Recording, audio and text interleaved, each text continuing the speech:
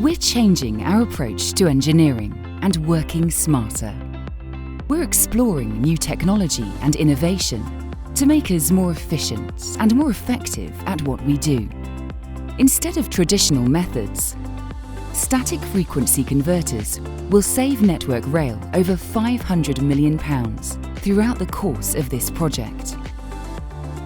On the East Coast Mainline, the old fleet of trains is being replaced with a new fleet of trains.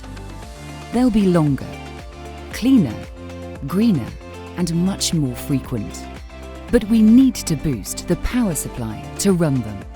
Ordinarily, we'd have to go where national grid supplies are available, setting up a whole new power supply system and carry the power over long distances, installing pylons, digging up the ground, laying cables, and closing the railway. This traditional method would often result in costs as high as £1 million per mile, and is very disruptive for passengers. To avoid all this hugely disruptive work, we are now installing static frequency converters.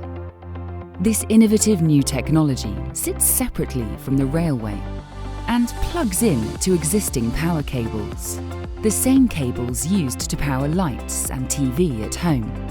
Static frequency converters take the local electricity supply and amplify, clean, and optimize it, providing the ideal power supply for trains.